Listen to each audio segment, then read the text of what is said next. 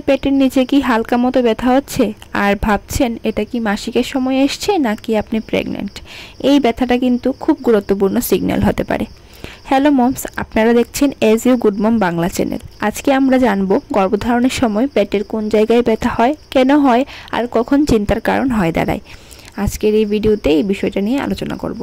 আপনারা যারা চ্যানেলে নতুন আছেন আপনাদের বলবো চ্যানেলটা প্লিজ সাবস্ক্রাইব করে পাশেই থাকবেন, আর ভিডিওটি শুরু করার আগে প্লিজ একটা লাইক দিয়ে ভিডিওটি শুরু করবেন। তো চলুন আজকের মূল বিষয়ে যাওয়া যাক। প্রথমে আমরা জানবো যে প্রেগন্যান্সির শুরুর দিকে ব্যথা কেন হয়।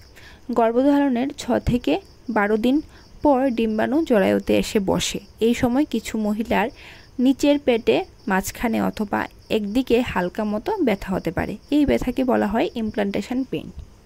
গর্ভাবস্থার শুরুতে অর্থাৎ যখন বাচ্চা পেটে আসে তখন অনেক নারী হালকা ব্যথা বা টান অনুভব করতে পারে। এই ব্যথা সাধারণত নিম্নলিঙ্গে বা তলপেটে হয় বা লোয়ার অ্যাবডোমেন বা পেলভিক এরিয়াতে ব্যথাটা হয়। ব্যথাটা ঠিক কেমন হয়? টান টান লাগা মতো বা চাপের মতো ব্যথা হয়। অনেকেই বলে যেন মাসিকের মতো আসছে কিন্তু আসছে না। কিছু সময় সাদা বা হালকা বাদামি রঙের স্পটিংও থাকতে পারে।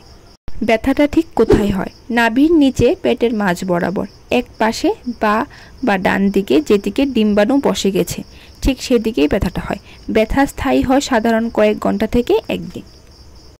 কখন সতর্ক হবেন? ব্যথা যদি খুব তীব্র হয়, যদি রক্তপাত হয় অনেক বেশি, সাথে জ্বর, বমি, মাথা ঘোরা, তাহলে কিন্তু দেরি করবেন না, তাড়াতাড়ি করে ডাক্তার দেখাবেন, কারণ এগুলো হতে পারে একটোপিক প্রেগন্যান্সি। লাস্ট হলো কনক্লুশন। প্রেগন্যান্সির সময় শরীরে কিছু সংকেত দেখা দেয়, এই ব্যথা এই সংকেতের একটা। তাই নিজের শরীরের প্রতি সচেতন থাকুন, নিজের যত্ন নিন। আশা করি আজকের এই ভিডিওটি আপনাদের ভালো লেগেছে। আপনাদের যদি ভালো লেগে থাকে প্লিজ চ্যানেলটি সাবস্ক্রাইব করুন আর ভিডিওটি শেয়ার করতে বলবেন না। চলুন আবার দেখা হচ্ছে অন্য কোনো ভিডিওতে। ভালো থাকবেন।